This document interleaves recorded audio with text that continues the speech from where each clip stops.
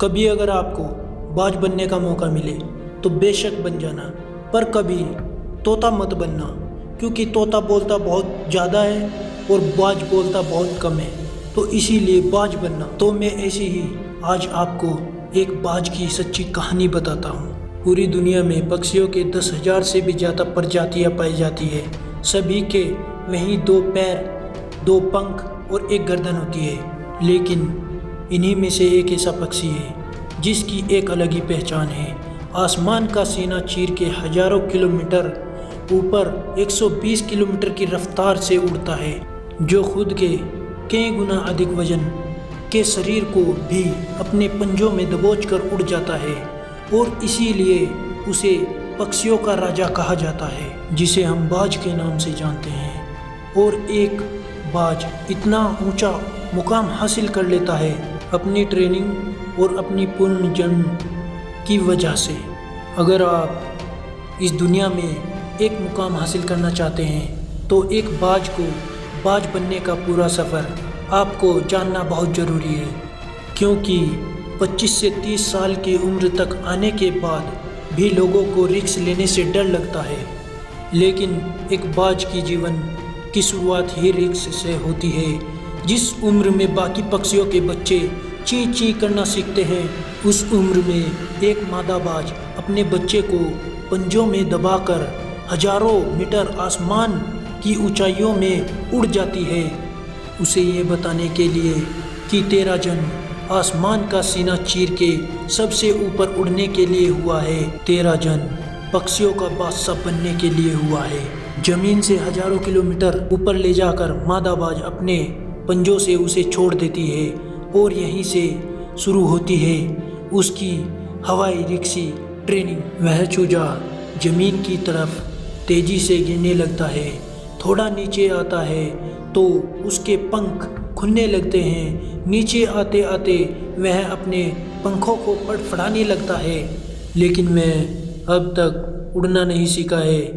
वह जमीन से कुछ ही ऊपर होता है। ऐसा लगता है कि कुछ सेकंड में ही उसका जीवन समाप्त हो जाएगा, लेकिन अचानक से एक पंजा उसे अपनी गिरफ्त में लेता है और वापस से आसमान में उड़ जाता है। वह पंजा होता है उसकी माँ का, जो उसके पीछे उड़ रही थी। उसकी ये ट्रेनिंग तब तक चलती रहती है जब तक वह उड़ना नहीं सीख जाता। इतनी हवाई और रिक्शा ट्रेनिंग होने के बाद इस दुनिया को एक बाज मिलता है। बारिश के वक्त जब सारे पक्षियाँ छिपकर बैठ जाते हैं, तभी ये बाज उसी बारिश में आसमान को चीरता हुआ ऊपर निकल जाता है और बादल से कहता है, तू बरस ले, कितना बरसेगा, और फिर नीचे आकर चैलेंज करता है। एक बाज की उम्र लगभग 70 साल होती है। जब वह 40 का होता है तब एक परेशानी उसकी ज़िंदगी में मौत बनकर आती है, जो आपकी परेशानियों की तुलना से बहुत बड़ी होती है, क्योंकि 40 साल की उम्र में बाज की चोंच इतनी मुड़ जाती है कि उसे शिकार निगलने में बहुत मुश्किल होती है।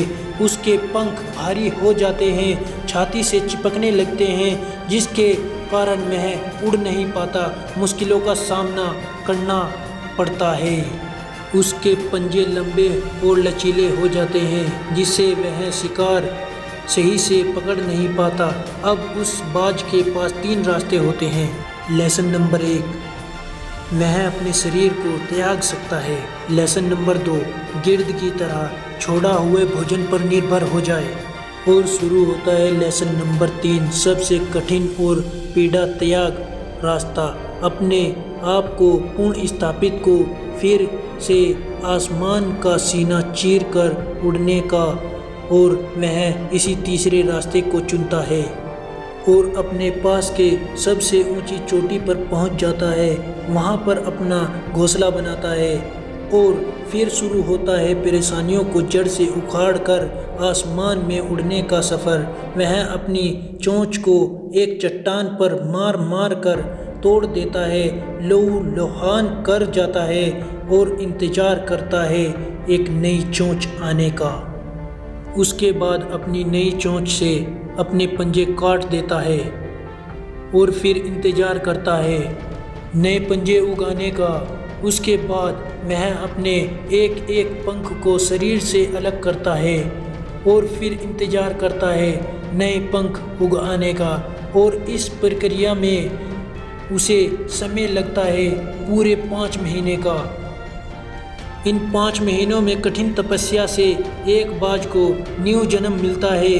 वह फिर से तैयार हो जाता है आसमान का सीना चीर कर उड़ने के लिए। जो 3 रास्ते बाज के पास थे वहीं 3 रास्ते आपके पास होते हैं। लेकिन कुछ लोग पहला रास्ता चुनते हैं और परेशानियों के तले दब कर सुसाइड कर लेते हैं। ज़्यादातर लोग दूसरा रास्ता चुनते हैं। वह परेशानियों का बोझ पड़ते ही अपने लक्ष्य को छोड़कर एक नॉर्मल ज़िंदगी जीने लगते हैं।